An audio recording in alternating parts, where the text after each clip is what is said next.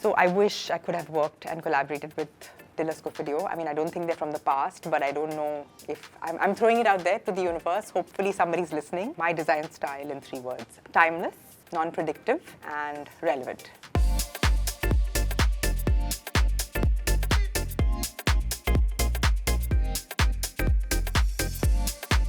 Hi, I'm Ekta Parekh from Red. I'm here at the housewarming studio, and this is my life in design. We have a lot of questions to get through, so here goes. What's the first thing you notice when you walk into a room? Honestly, mistakes.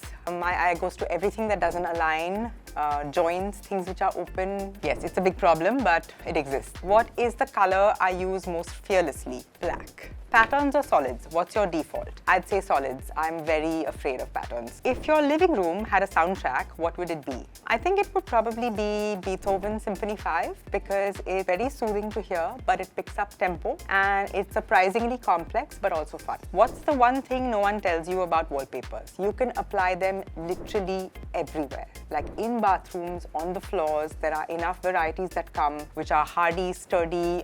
Honestly, it's a replacement to things which take time, and people should know this. A fabric I would never use in my projects, though I have used it. I think boucle is overused. I have a big problem with trends, which you will know later, but I would like not to use it. What's a design rule you love to break? To be honest, as a firm, I think we don't follow rules. I think that's how we stand out, and I think there should be nothing by the book that you go by. Question every decision, question every move, and move forward in the way your heart desires. What's the one object in your home or studio that you absolutely cannot do without? My coffee machine.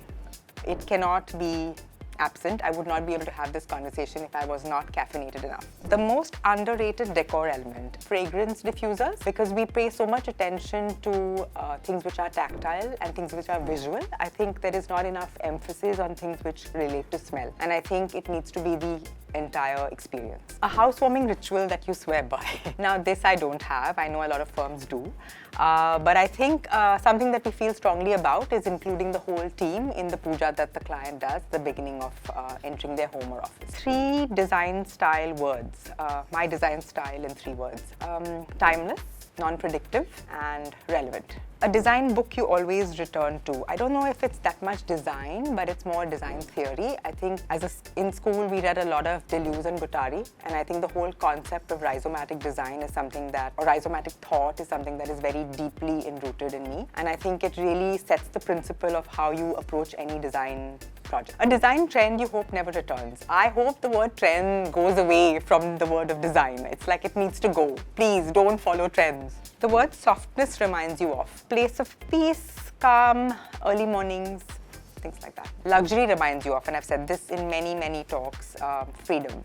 Freedom of thought, freedom of action, the ability to be free and do exactly what you want is a pure luxury. Marble or wood? Wood. One design piece that instantly elevates the room. I think maybe not a piece, but I think lighting in general. I think whether it's a decorative light or a technical light, I think it's very important to set the mood to any space. The most overused phrase in design, I don't know if it's a phrase or it's a word, but bespoke really gets under my skin.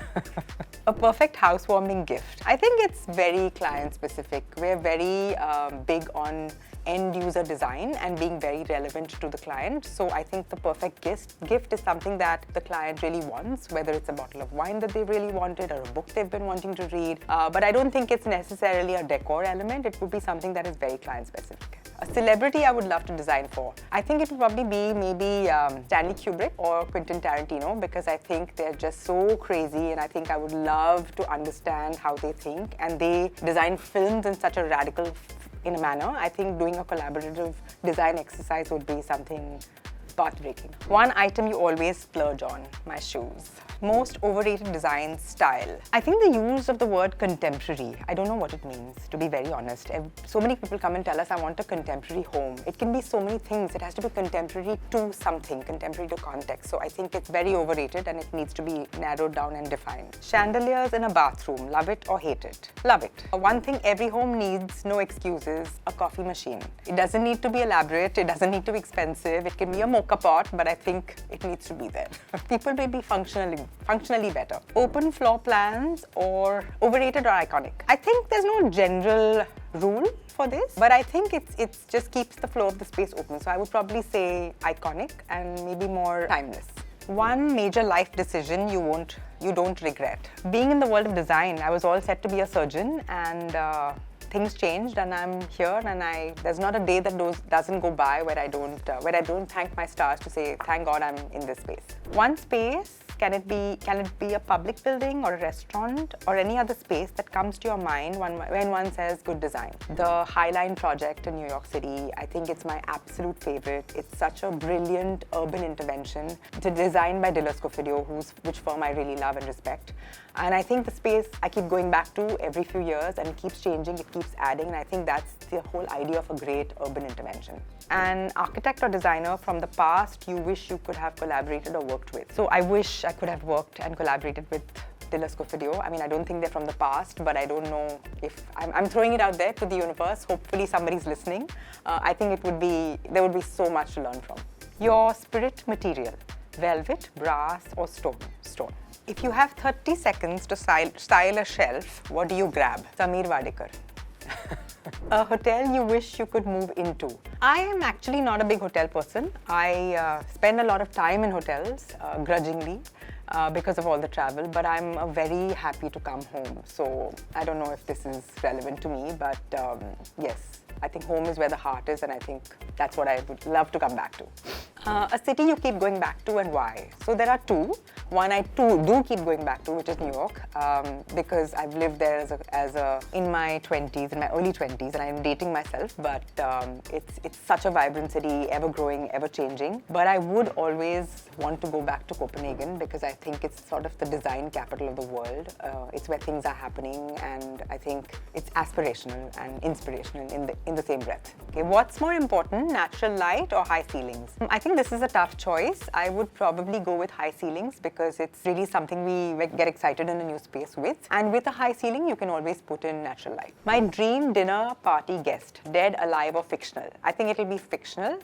And I think it would be Khaleesi from Game of Thrones for multiple reasons. I think she was brilliant, strong, fearless, loyal, passionate, so many things which are aspirational. And if I weren't an interior designer, I would be a surgeon because I was all set to do medicine, and then here I am. That's it. You were lovely. Thank you. These questions were me. For you.